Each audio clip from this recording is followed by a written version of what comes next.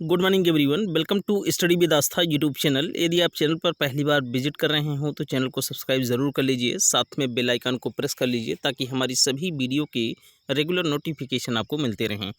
आइए आज के समाचार पत्रों पर डालते हैं एक नज़र। नागरिक उड्डयन मंत्री हरदीप सिंह पुरी ने कहा कि भारत अगस्त से पहले पर्याप्त अंतर्राष्ट्रीय उड़ानों का परिचालन फिर शुरू करने की कोशिश करेगा। शनिवार को फेसबुक लाइव कार्यक्रम के दौरान उन्होंने यह संकेत दिया। सरकार 25 मई से घरेलू उड़ानें दोबारा शुरू करने का निर्णय पहले ही कर चुकी है।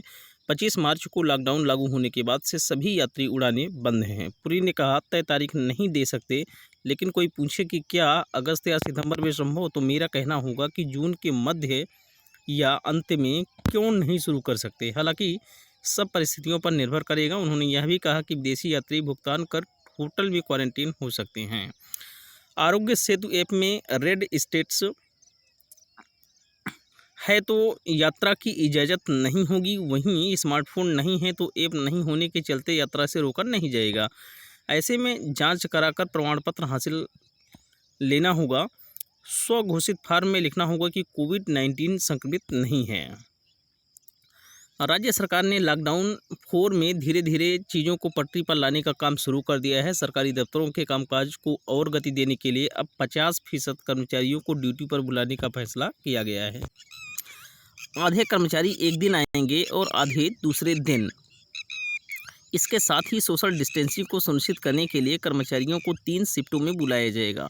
पहली शिफ्ट प्रातः 9 बजे से शाम 5 बजे, दूसरी शिफ्ट 10 बजे से शाम 6 बजे और तीसरी शिफ्ट 11 से शाम 7 बजे तक होगी। सोमवार को ईद की छुट्टी है। मंगलवार से प्रदेश के सभी सरकारी दफ्तरों में नई व्यवस्था लागू हो जाएगी। पिछले 24 घंटों में प्रदेश में कोरोना टेस्टिंग को लेकर रिकॉर्ड बना है। शनिवार को एक दिन में सबसे ज़्यादा 8,112 हुई। स्वास्थ्य विभाग ने दावा किया है कि मुख्यमंत्री द्वारा निर्धारित प्रतिदिन 10,000 टेस्ट का लक्ष्य अगले 3 दिनों में हासिल कर लिया जाएगा। शनिवार को प्रदेश में 200 नए मामले सामने आए हैं। कोरोना वायरस के खिलाफ विकसित प्रतिरोधक क्षमता महज 6 महीनों तक ही टिकती है। इसके बाद शरीर में एंटीबॉडी के स्तर में कमी आने से व्यक्ति के दोबारा संक्रमित होने का खतरा रहता है। एम्स्टर्डम यूनिवर्सिटी का हालिया अध्ययन तो कुछ यही बता रहा है।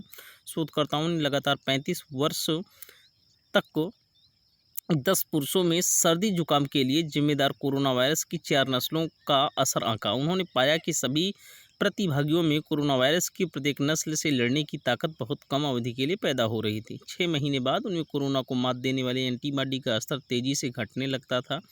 12 महीने बीतते बीतते वे दोबारा संक्रमण की चपेट में आ जाते थे।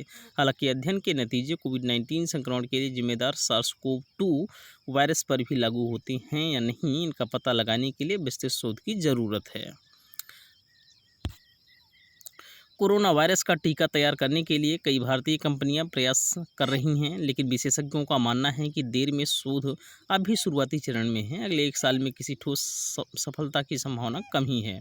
ट्रांसलेशन स्वास्थ्य विभाग विज्ञान एवं प्रौद्योगिकी संस्थान फरीदाबाद के कार्यकारी निदेशक गगनदीप कंग ने भारतीय कंपनियों का जिक्र करते हुए पिछले माह कहा था कि जाइडस कैडिला 2 टीकों पर काम कर रही है, जबकि serum institute biological, Bharat biotech, Indian immunological और विनमैक्स एक टीका विकसित कर रहे हैं। प्रमुख विषाणु विज्ञानी शाहिद जमील ने कहा कि भारत का टीका निर्माण की क्षमता उल्लेखनीय है और 3 भारतीय कंपनियां टीका तैयार करने की दिशा में काम कर रही हैं। भारत में कोविड-19 के टीके पर शोध विकास के बेहद शुरुआती चरण में है और किसी भी उम्मीदवार के जानवरों पर परीक्षण के चरण इस साल के अंत तक पहुंचने की उम्मीद है। प्रदेश के राज्य विश्वविद्यालयों में वार्षिक परीक्षाएं ऑनलाइन हो पाने की संभावना न के बराबर है। विश्वविद्यालयों को मानना है कि ज़्यादातर छात्र अभी ऑनलाइन परीक्षाएं दे पाने में सक्षम नहीं हैं। इस कारण पुरानी पद्धति से ही परीक्षाएं कराने के लिए समय सारणी बनाई गई है। बस हालात सामान्य होने का इंतज़ार किया जा रहा है। कोरोना महामारी के कारण लंबा लॉकडाउन होने से विश्वविद्यालयों की परीक्षाएं अधर में फंस गई हैं। ऐसे में परीक्षाओं के लिए नया पैटर्न अपनाने पर ही विचार होने लगा है। ऑनलाइन परीक्षाएं कराने के विकल्पों पर मंथन के बाद विश्वविद्यालय इसके लिए खुद को तैयार नहीं कर पा रहे हैं। बचे हुए कोर्स की पढ़ाई ऑनलाइन पूरा कराने में पूरे मनोयोग से जुटे ये विश्वविद्यालय अपने छात्रों की समस्याओं को देखते हुए परीक्षाएं ऑनलाइन कराने को तैयार नहीं हैं। उनका मानना है कि ऐसे बहुत से छात्र हैं जो स्मार्टफोन, टैबलेट या लैपटॉप के अभाव में ऑनलाइन शिक्षण का ही लाभ नहीं उठा पाए।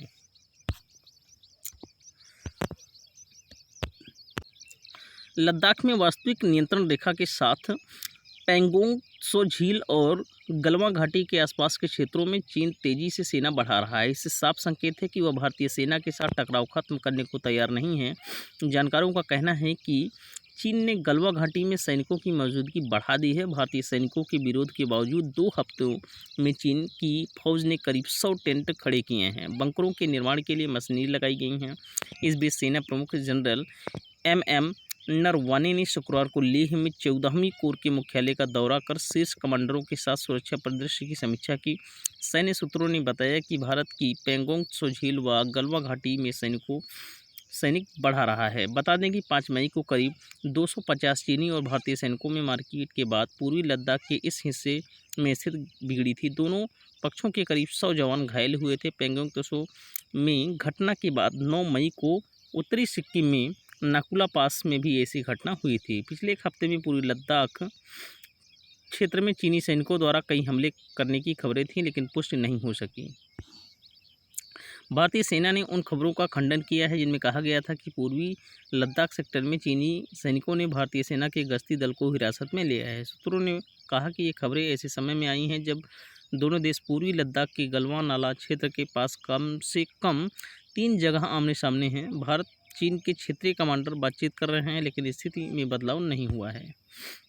कोरोना संक्रमण रोकने में हाइड्रॉक्सीक्लोरोक्विन HCQ के प्रभावी होने पर भारतीय चिकित्सा अनुसंधान परिषद यानी ICMR ने मुहर लगा दी है। कोरोना संक्रमण रोकने में HCQ के कारगर मिलने के बाद ICMR ने इसका उपयोग आगे भी किए जाने को लेकर नई गाइडलाइन जारी की है। साथ ही इस दवा के साइड इफ़ेक्ट का हवाला देते हुए इसे डॉक्टरों की देखरेख में लेने की सलाह दी है। ICMR ने यह भी साफ कर दिया है कि HCQ लेने वालों को खुद को कोरोना से सुरक्षित होने की गलतफहमी नहीं पालनी चाहिए और इससे बचने के लिए सभी उपाय पहले की तरह करने चाहिए। HCQ को लेकर हो रहे वैज्ञानिक शोध के आधार दुनिया भर में फैलाई जा रही भ्रांतियों को दूर करते हुए ICMR ने कहा कि प्रयोगशाला से लेकर फील्ड तक में मलेरिया की यह दवा वायरस के प्रसार को रोकने में सफल पाई गई है। उनके अनुसार पुणे स्थित नेशनल इंस्टीट्यूट ऑफ वायरोलॉजी में HCQ का इन विट्रो टेस्टिंग किया गया।